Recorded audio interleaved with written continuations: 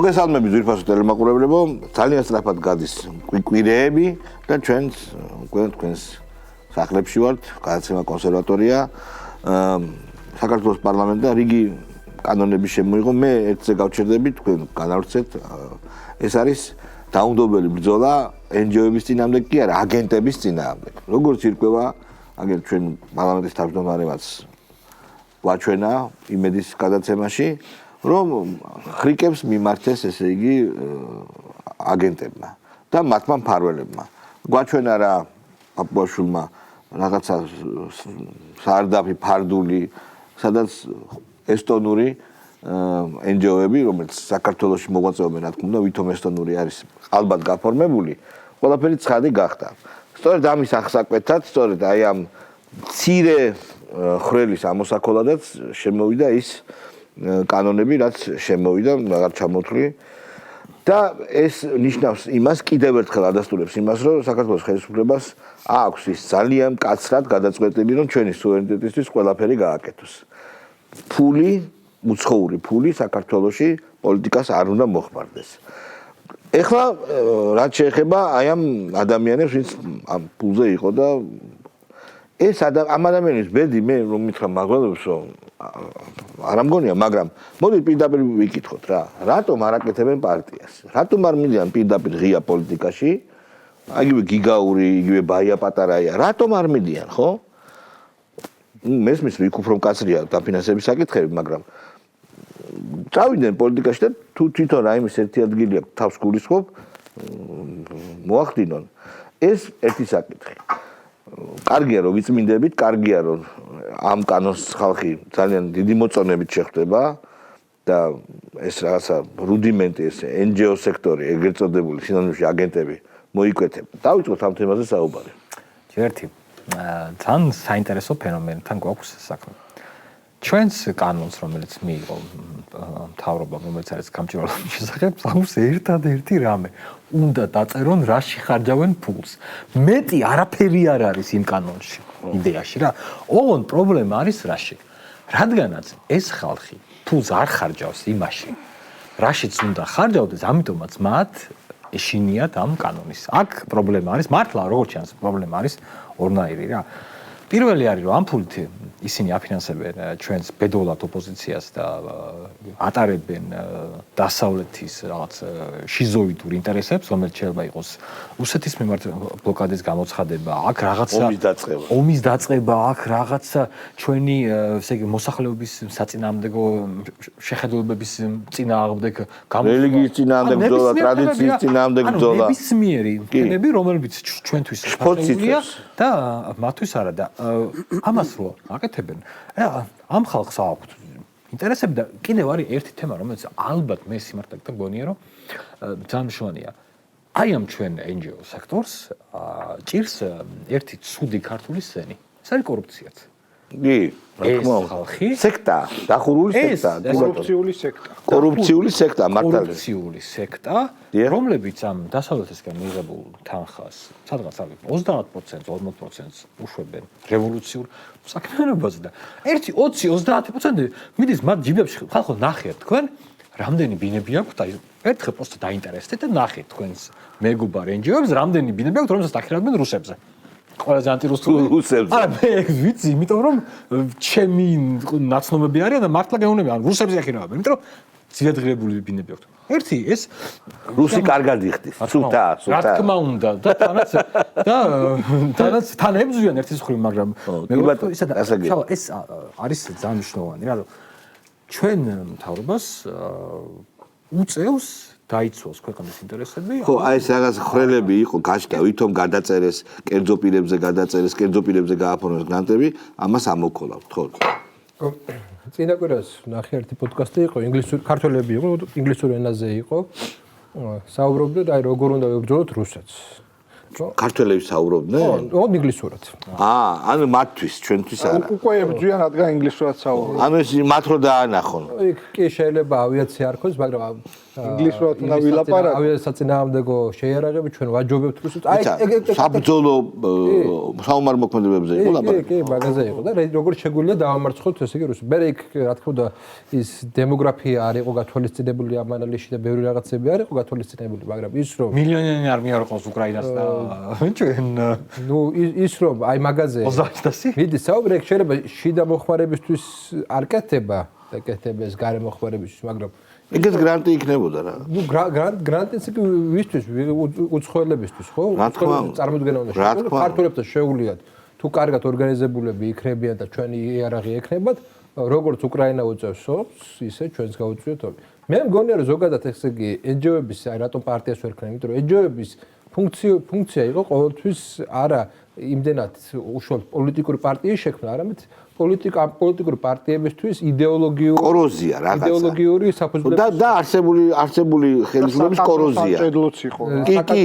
სამჭედლოც იყო ეს ერთი. კოროზია ძალიან შეუნაძის შემთხვევაში ძალიან კარგად იმუშავებს. და იდეოლოგიური აპარატის შექმნა. აი ეს ორი იყო. ეხლა იდეოლოგიური აპარატის შექმნა და პოლიტიკური რაღაც პარტიის შექმნა ორი სხვადასხვა ამოცანაა. თუმცა გავს ერთ. პოლიტიკური პარტია სპაისჭირდება ხალხთან ურთიერთობა. მათ არ აქვს გამოცდილება ხალხთან ურთიერთობის.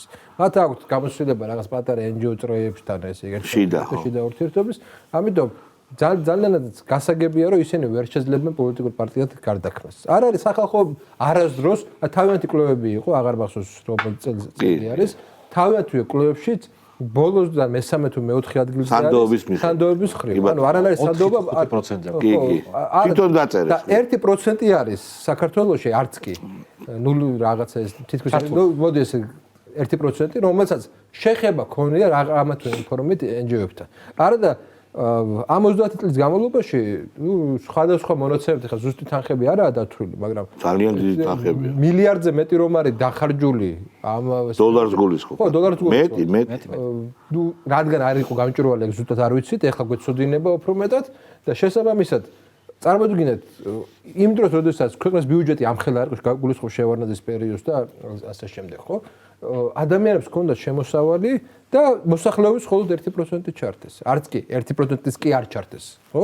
ეგ რას ნიშნავს, რომ ესე იგი ეს იყო რაღაცა კლასი, რომელიც პარაზიტირებდა სამოქალაქო საზოგადოებით. მე მინდა თქვა, რომ სამოქალაქო საზოგადოებაში თვითონ სიტყვაში და სახელში ცუდია პირიქით, ეს არის ის ძველსაბრუნდელი მოძ, მაგრამ იმემა მითვისებული იყო და საუბარი იყო, რომ აი უმრავლესობა კი არ არის სამოქალაქო საზოგადოება. არც შეულთა ერთობა არის.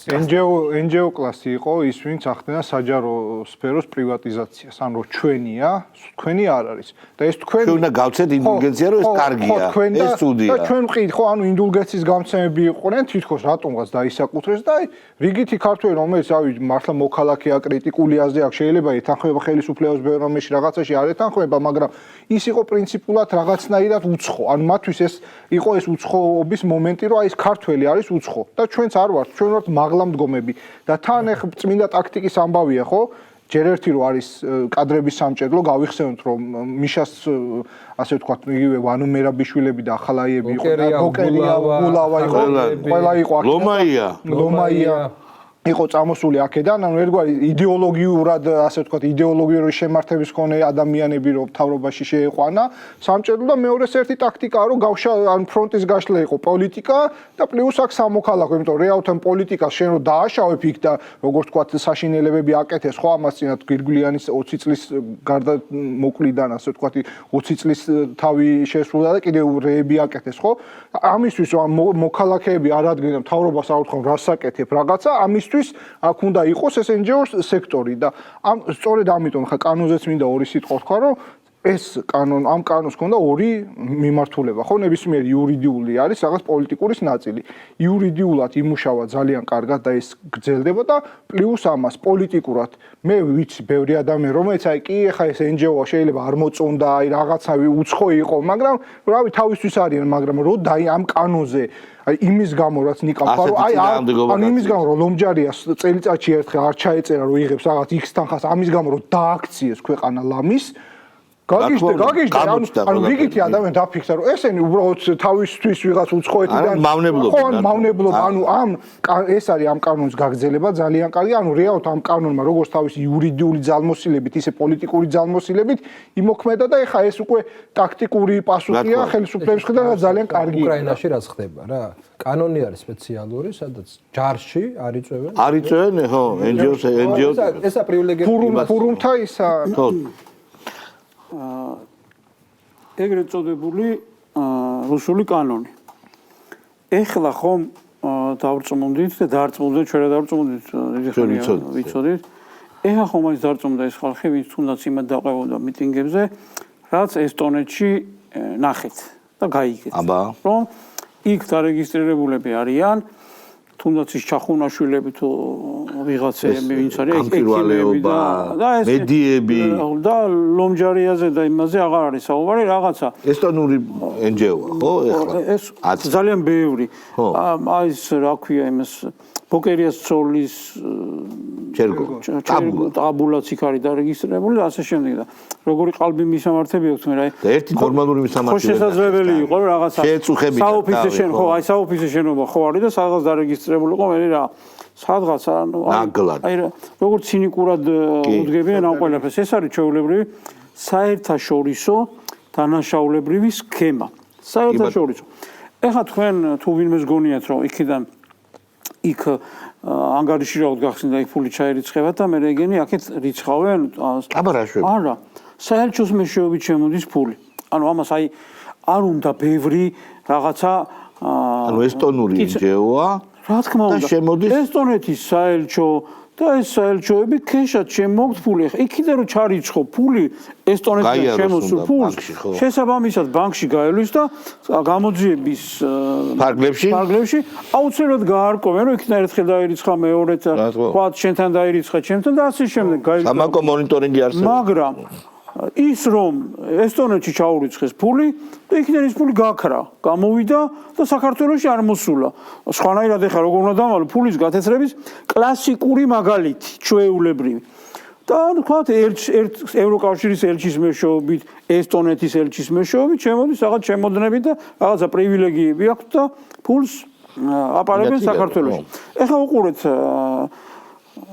ანუ აქ რასაც აკეთებდნენ აქ რასაც აკეთებდნენ თურმე კეთილშობილური მიზნები რო ქონდათ ხო და რა თურმე ხალხს რო ეხმარებოდნენ და NGO-ს რო ფულს ურიცხავდნენ იქიდან დასავლელი პარტნიორები ეგრეთ წოდებული ხო და აქ თურმე მთავრობა მე ხელი შეუშალა რომ იცი რა თქვენ რაღაც ამ კანონების მიღებით ხელი შეუშალეთ რომ ხალხს დაეხმარონ ესენი და გააგზავნონ თავიანთი საქმიანობა რომელიც თურმე რაღაცა დღედაღამე ჩვენზე რო ფიქრობენ რაღაც დემოკრატია რო უნდა განვითარდეს და სოფლის მეურნეობა და ჯანდაცვა და ასე შემდეგ ანუ მაშინ მითხარით რატომ აკეთებენ ამას დღეს ანუ რატომ შემოაქვთ ჩუმად ისე რომ დანაშაულს ჩადიან რატომ შენ თუ გინდა ჯანდაცვაში რაღაცა ხელი შეუწყო კეთილი მიზნით სოფლის მეურნეობა არა აი სხვა ნებისმიერი საზოგადოების რაღაც ნაწილს დაეხმარო ამას რა თუნდა ჩემოდნებით ფული შემოტანა ეს არის ჩვეულებრივი ქსელი რომელსაც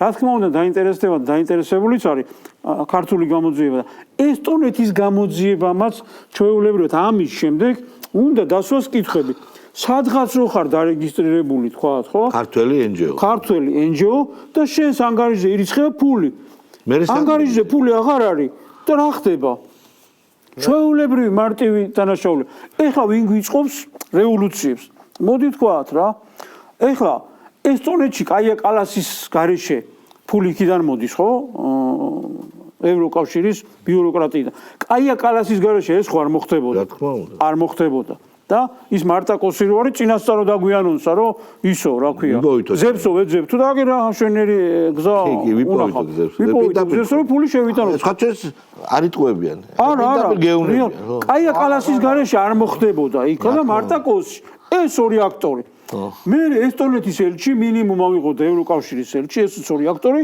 და აქ კიდე არიან წეღავით ჩამოვთვალეთ სახელი მათი ლეგიონია რაღაცა ის ბოკერიას ცოლი და ასე შემდეგ აი ეს ხალხი ეს ხალხი გავანებოთ რომ დანაშაული შადიან ჩვეულებრივი მარტივია ამას აი სულ არის სპეციალური იურიდიული ცოდნა არალეგალური ხო აი ეს ხალხი ლოთი ისა რა ქვია კაია კალასი გვიწყობს საქართველოში რევოლუციას სირცხვილი არ არის აი სირცხვილი არ არის გავანებოთ თავი ვისი მხარდამჭერი ხარ რა არა ხარ ხელისუფლების მხარდამჭერი და შენი ქვეყნის შვილი ხარ რა და ვინ უნდა მოგიწყოს რევოლუცია ვინ გამოდის და გელაპარაკება დემოკრატიაზე კანონზე გელაპარაკება კანონებზე გელაპარაკება თურმე რაღაცა რომ აი როგორ უნდა მიუბაძოთ და მაგალითი როგორ უნდა იყოს ჩვენთვის რაღაცა ევროპა ევროკავშირის კანონები და ასე შემდეგ რა საკეთები იმასაც კი არ გადრულობენ რომ ნორმალურ ოფისში დაარეგისტრირონ აი გარდა იმისა რომ აი დაგვრცინიან კიდევაც უდიერად ექცევიან ამას ყველას და ყველაფერს და ეს ხალხი ამას რო უყურებ და კიდევ იქით გარბი ხარ იმათ უჭერ მხარს აი ჩვეულებრივ კითხვა დაუსვათ ნებისმიერ მოქალაქეს საქართველოში ამ ყველაფრის შემდეგ რა უნდა ქნას საქართველოს ხელისუფლება თქვენთვის კარგია თუ ცუდია მაგას მნიშვნელობა რა ანუ საქართველოს ხელისუფლება ხალხი უნდა დაიცვას საქართველოს უნდა დაიცვას კომარტივია ხედავს რომ კაცო ხო ხულები შემოაქვს პირდაპირ გიცხადებს კანონი მიიღეს და გვერდსულიან თაღლითურად რა თქმა უნდა ხო აი თქვათ რაღაც არ მოგწონს მაგრამ კანონია და დანაშაულებრივი გზით შემოდის ფულები არ უნდა ამოწოლო არ უნდა დაიცვა ქვეყნის სუვერენიტეტი და თავდაცვის ინტერესები არ უნდა დაიცვა ეს ხო ძალიან მარტივია და ამას რომ ის NGO-შნიკი რო გამოხდება და ლაპარაკობს რომ იცი რა საქართველოს ხელისუფლება ისეთ კანონებს იღებსო რომ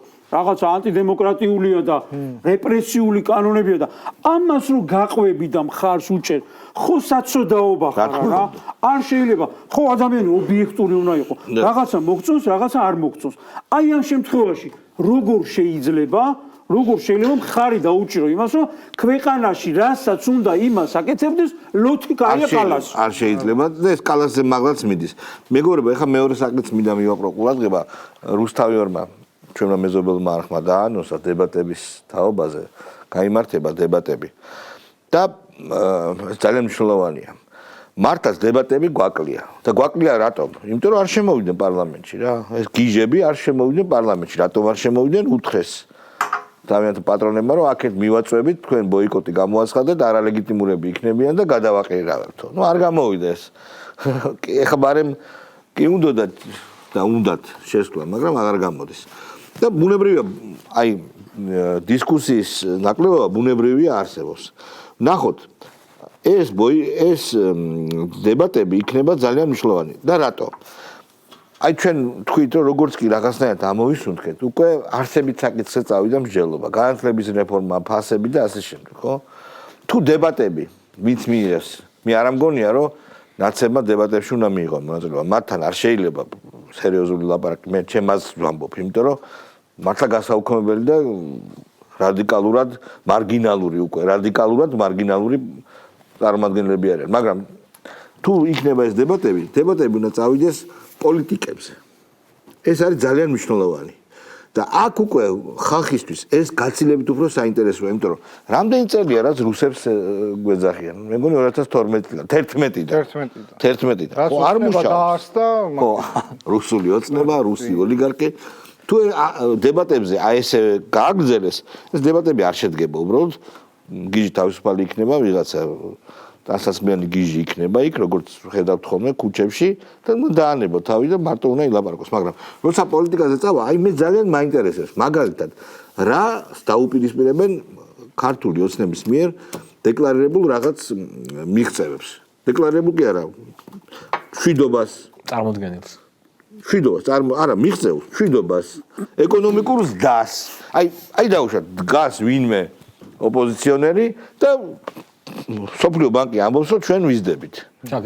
რეგიონში რა ვიცი ყველაზე ძლიერად. და რა შეიძლება რა კითხვა შეიძლება გაჩნდეს?